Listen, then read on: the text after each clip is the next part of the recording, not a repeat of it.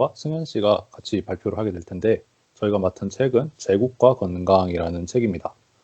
이 책은 주로 라틴 아메리카의 사례를 통해서 보건의료 서비스를 비롯한 사회 안전망의 민영화가 개발도상국의 보건의료 시스템에 어떤 영향을 끼쳐왔으며 그 대안은 무엇인지를 다루고 있습니다. 그러면 지금부터 발표 시작하겠습니다. 다행이다. 이 책은 우선 크게 세 파트로 이루어져 있습니다. 각 파트가 어떤 부분을 다루는지를 알기 위해서는 우선 저자가 제국과 시간을 어떻게 정의했는지를 따져보아야 합니다. 저자는 제국이라는 단어를 국경을 넘어서는 경제활동의 확대와 이러한 확대가 야기하는 사회적이고 정치 경제적인 효과로 정의했습니다. 간단히 말해서는 미국과 같은 패권 국가나 구글과 같은 다국적 기업을 생각하시면 될 것 같습니다. 그리고 저자가 과거, 현재, 미래를 나누는 기준은 각각 1980년, 2010년인데요.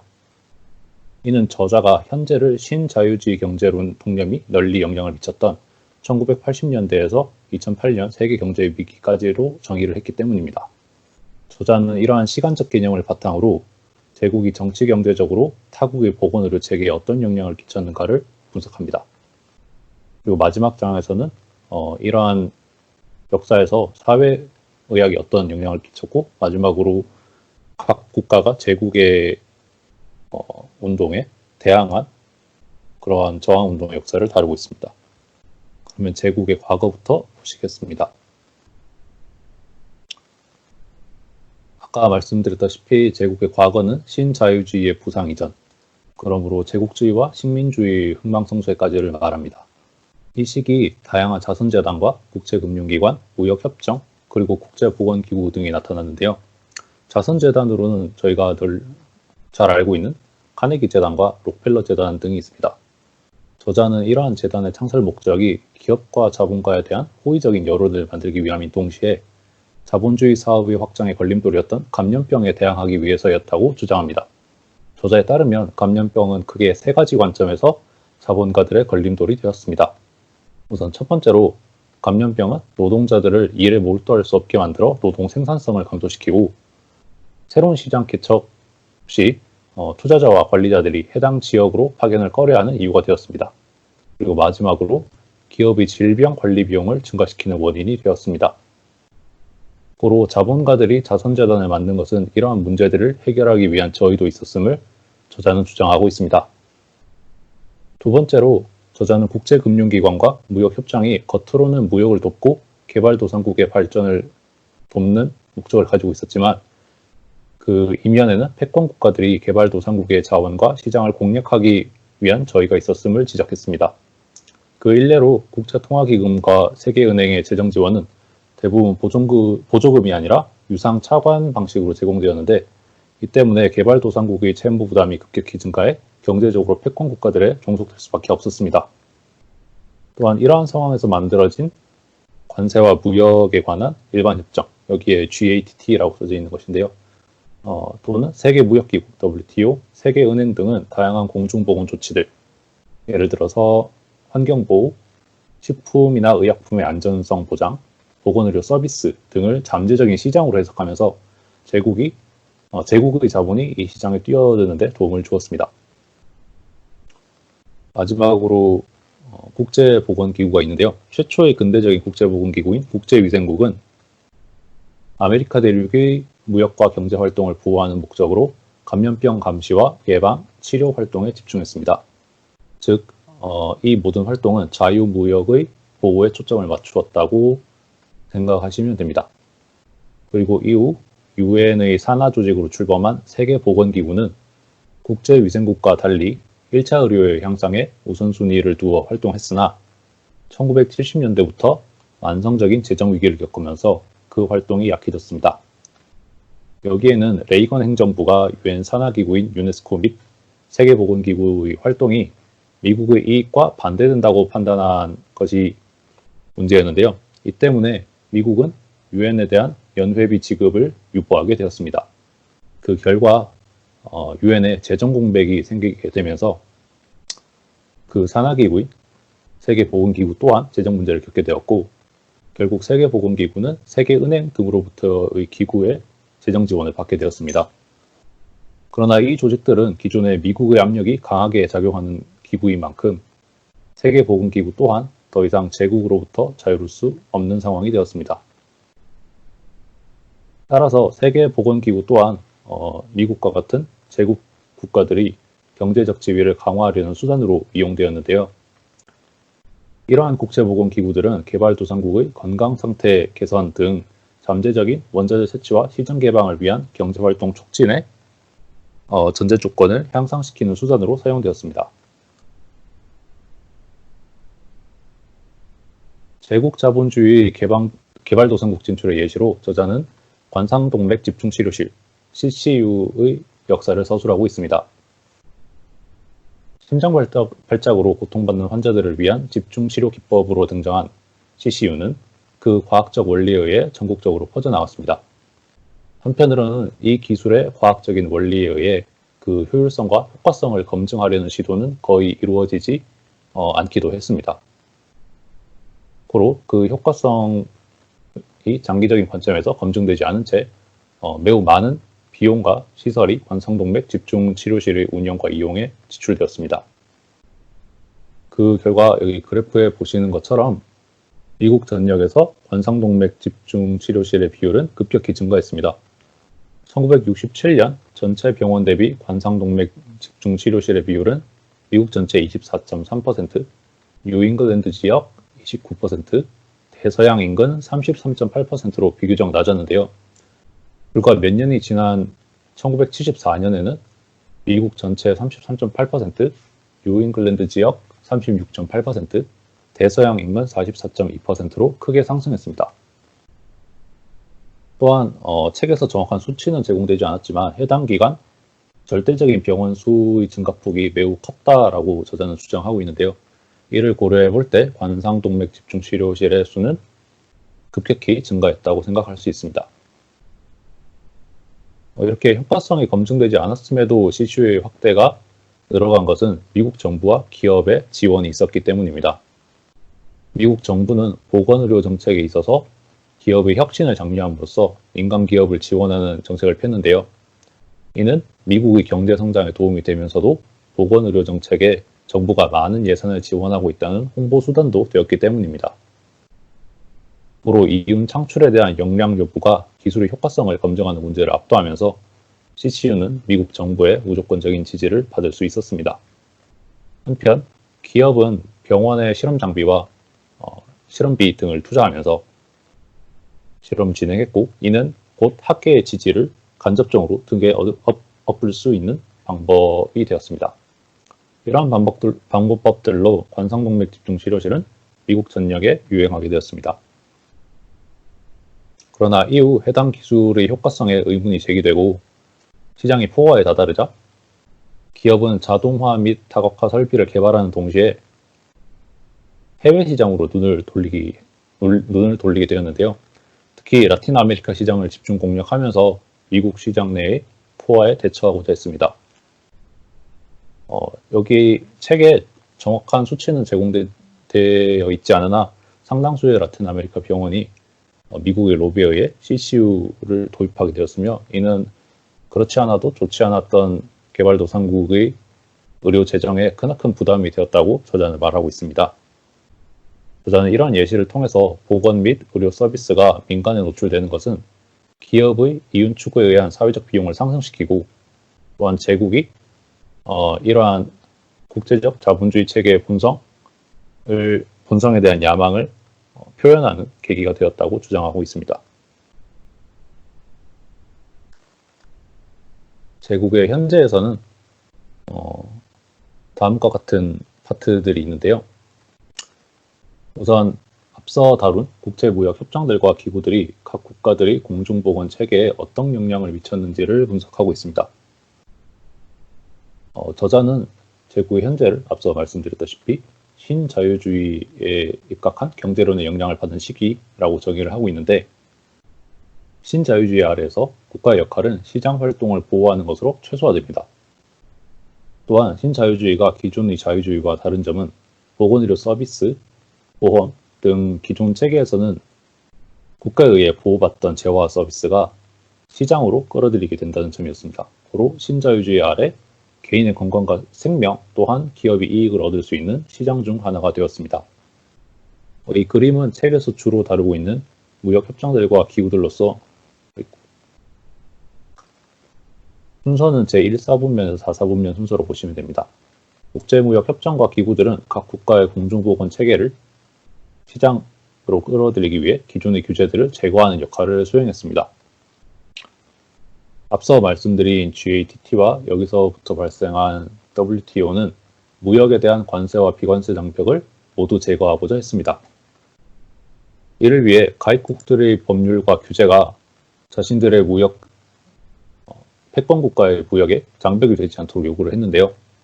이 중에는 공공보조금, 특히 보건의료 프로그램에 대한 보조금 제한이 포함되어 있었습니다. 표면적으로는 이러한 공공보조금이 잠재적인 무역 왜곡을 야기할 수 있다는 것이 그 이유였지만 결국 미국과 같은 제국들의 기업이 타국의 보건의료 체계에 침투하기 위한 행동에 불과했습니다. 또한 국가별 상품과 서비스 규제 기준의 표준화를 요구했는데 이는 개발도상국들의 규제 기준을 제국의 그것과 비슷하게 만들어 제국의 이용을 용이하게 함과 동시에 표준화에 필요한 만큼만 규제를 최소화함으로써 자신들의 입맛에 맞게 규제를 제거하기 위한 목적도 있었습니다. 그 결과 나프타와 여기서 발전된 FTA와 같은 무역 협정들은 보건의료 분야를 포함해 회원국들의 내국법과 관련한 규제들을 표준화된 규제들로 대체했습니다. 또한 이러한 협정에서의 우위를 제국이 쥐고 있었는데요. 그 때문에 국가 간 분쟁이 발생할 시 재판과 협의회 등이 열렸을 때 이쪽 재판과 협의회 전문가들 또한 제국 쪽 전문가로 구성되어 있었습니다. 그 때문에 분쟁국은 항상 불리한 위치에 있을 수밖에 없게 되었습니다. 또한 세계무역기구나 나프타 재판소는 패소한 분쟁국이 판결에 불복할 경우 금전적인 불이익을 부과할 수 있는 강제성이 있었는데요. 이 때문에 각국 정부는 국민의 건강을 보호하는 기능을 수행하는 데 있어서 많은 제재를 받게 되었습니다. 결국 제국은 서비스 무역에 관한 일반 협정, GATT를 통해서 의료와 공중보건 서비스를 포함해 광범위한 서비스에 대한 민간 투자와 탈규제를 장려했습니다. 원래 공중보건 서비스는 빈곤층을 위한 안전망으로서의 기능도 가지고 있는데요. 제국의 규제 때문에 개발도상국의 공중보건 서비스는 이러한 재기능을 하기 어려웠으며 보건의료나 물위생과 같은 기초적인 복지 분야도 하나의 시장으로 평가되었습니다. 미국 자본의 침투가 계속되자 멕시코와 파라과이 등이 미국의 병원과 보건의료 시설에 대한 직접 투자를 종결할 것을 요구하는 등 반발이 있었지만 결국 협의회나 재판소에서 패소하면서 이러한 활동들을 단순히 목소리를 내는 것에 그치고 말았습니다. 저자는 이러한 신자유주의 경제 논리가 개발도상국의 의료체계를 파괴한 예시로 관리의료 건강보험을 들고 있습니다. 흔히 우리가 알고 있는 인두제에 입각한 건강보험인데요. 미국에서 널리 쓰이는 납입급 선불 지급 이후 본인 부담금 차출 시스템을 말합니다.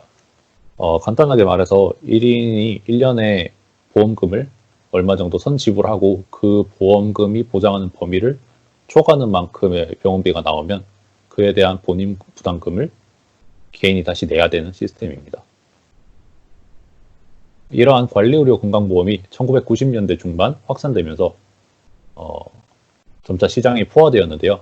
이 때문에 기업의 이윤율이 점차 떨어지게 됩니다. 또한 보험료가 계속해서 증가하자 의회가 미국에서 보험료 인상을 제한해버립니다. 이러한 효과들로 2000년대에 이르면 전체 미국 인구의 80%가 관리의료 회사에 가입된 시장 포화 상태에 이르게 됩니다. 저자는 포화 상태에 이른 미국 보건의료 시장의 이윤율 저하를 타개하기 위해 미국의 관리의료 회사들이 라틴 아메리카로 이러한 상품들을 수출하게 되는 과정을 분석합니다. 라틴 아메리카 국가들이 가지고 있던 기존 체계의 비효율성과 고비용, 그리고 부패 문제 등을 문제 삼아서 미국 기업들은 자신들의 시장 진출을 정당화하고자 했습니다. 라틴 아메리카는 대체로 정부에 의해 운영되는 사회보장 체제와 대규모 신탁기금이 존재했는데요. 관리의료 회사들은 이러한 사회보장 체제를 민영화시키고 대규모 신탁기금을 자신들의 사전지불금 대상으로 활용하면서 이러한 체제를 완전히 와해했습니다. 이 결과 1990년 중반 브라질에서만 29억 9천만 달러의 수익을 올리게 되었습니다. 세계은행을 비롯한 여러 국제금융기관들 또한 이러한 관리의료 회사들의 움직임에 힘을 실어주었습니다. 세계은행은 공공부문 프로그램의 비효율성이 빈곤 감소 및 의료 서비스 전달에 방해가 된다고 주장했습니다. 미주개발은행은 신용차관 제공의 조건으로 의료 민영화와 병의원 조직의 개편을 요구했습니다. 국제통화기금 또한 공공부문의 축소와 민영화를 조건으로 차관을 제공했습니다. 관리의료 사업을 제공하는 기업들은 라틴 아메리카에서 막대한 수익을 올릴 수 있었는데요. 반대로 이러한 민영화는 보건의료 부분에 대한 정부 지원금을 감소시키며 공공의료 서비스 체계를 크게 약화시켰습니다. 고로 환자 치료에 사용되어야 할 돈이 관리의료 회사에 발생하는 관리 비용과 투자자에 대한 배당금 지불에 소모되었고, 이 때문에 관리의료보험이 요구하는 본인 부담금 또한 증가했습니다. 뿐만 아니라 이른바 크림 스키밍을 통해서 관리의료 회사가 민간 의료보험 시장에서 늙고 병든 환자를 사실상 도외시하면서 이러한 환자들은 공공보건의료기관에 몰리게 되었습니다. 2000년대가 지나고 이러한 사업 또한 라틴 아메리카에서 포화되자 이 다국적 기업들은 사업을 매각하고 철수해버렸습니다. 결국 라틴 아메리카 국가들의 사회보장 체제는 붕괴되고 자신들이 가지고 있던 신탁기금은 사라졌지만 이러한 다국적 기업들이 자신들의 의료 서비스를 더 이상 제공하지 않으면서 공공의료 및 민간의료 체계가 동시에 악화되는 현상을 겪었습니다.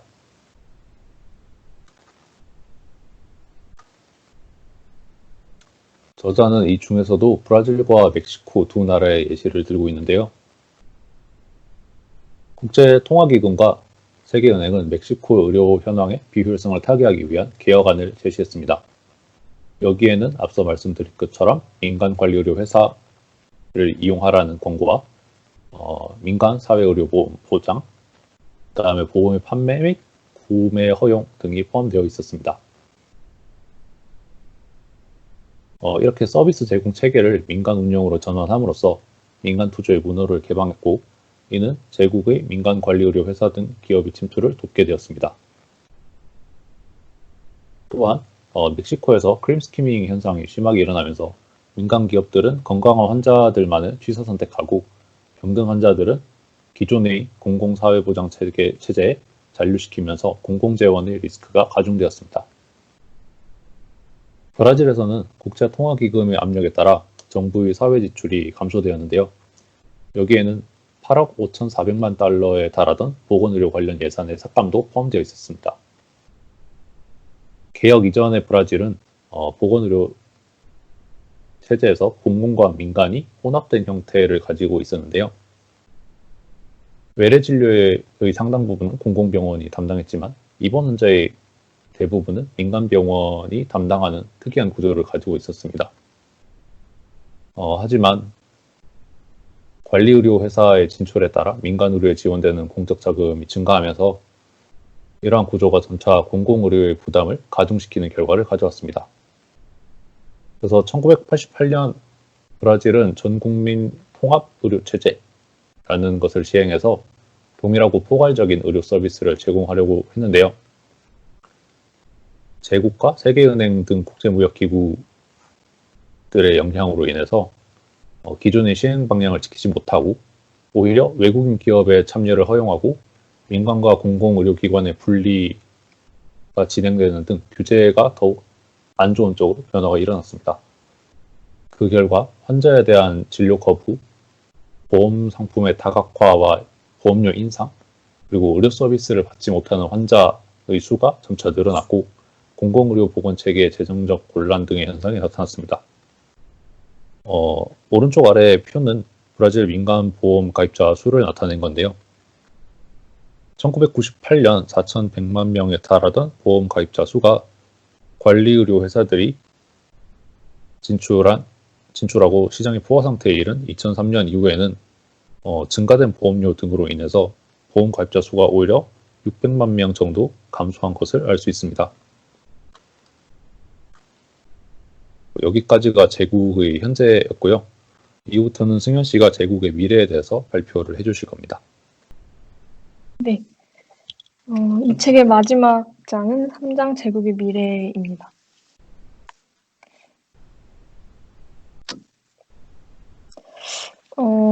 첫 번째로는 사회의학의 이론적 초점이 무엇인지에 대해서 책이 다루고 있는데, 먼저 사회의학은 질병과 관련한 문제를 다룰 때 그 사회적 구성 요소보다는 생물학적 요인에 초점을 맞추고 있는 현재 경향을 비판해 오고 있습니다. 다시 말하면 개인적 차원이라고 볼 수 있는 개개인의 생물학적 요인보다는 사회적 차원의 질병의 원인이 무엇인지에 대해서 초점을 맞추고 있다고 볼 수 있습니다. 그리고 두 번째는 자본주의가 재생산하고 있는 착취적 관계에 관한 것입니다. 이는 여성 착취와 연계된 노동자 착취와 관련이 있는데 주로 가족 내에서 강제되는 여성의 가사 활동을 통해 노동력의 재생산이 요구되고 있다는 점에 초점을 맞추고 있다고 볼 수 있습니다. 세 번째는 사회 내의 지배 집단의 이해관계를 정당화하곤 하는 지배 이데올로기 문제에 관한 것입니다. 1900년대 후반 세계은행과 국제금융기관들이 장려하였던 보건의료 정책들은 부채를 증가시키고 사업의 민영화를 통해 공공서비스를 축소시키며 그 지배 이데올로기를 정당화하고 이용하였다고 볼 수 있는 부분입니다. 다음으로는 이 책이 설명하고 있는 사회의학의 향후 과제들에 대해 말씀드리겠습니다. 첫 번째는 국제적으로 이루어지고 있는 보건 정책들에 대한 연구를 진행하고 그에 따른 성과를 현실에 적용하여 공중보건활동과 보건의료 서비스를 근본적으로 전환하게 할 수 있는 사회적 변화를 이끌어내는 것입니다. 두 번째 과제는 건강이나 질병을 결정하는 사회문화적 요인들에 대해 연구하는 것입니다. 질병의 원인을 다수준에서 다각적으로 분석하고 사회적 문화적 분석 단위를 통해 지역사회나 가족 수준에서 매개되는 메커니즘을 파악하는 것도 이러한 연구의 일환이라 볼 수 있습니다. 세 번째는 젠더와 노동, 환경 조건 등의 요인들에 대한 연구입니다. 노동 과정이나 노동 환경에서 발생하는 육체적, 정신적 건강 문제들, 그리고 작업 환경에서 여성들이 경험하고 있는 건강 결과들에 대해 주목하는 것을 포함한다고 볼 수 있습니다. 네 번째는 폭력 및 트라우마와 건강과의 관계에 대한 연구입니다. 빈곤 또는 반란과 같은 정치적 폭력 또는 군사작전 등에서 비롯되는 폭력적 환경과 건강과의 관련성에 주목하는 것입니다. 이는 비단 폭력으로 인한 외상뿐만이 아닌 심리적 건강 결과들을 또 포함한다고 볼 수 있습니다. 이렇듯 사회의학은 건강 문제의 사회적 역사적 배경에 대한 관심과 경제적 사회적 인과성을 고려한 접근 방식을 제시하고 있습니다.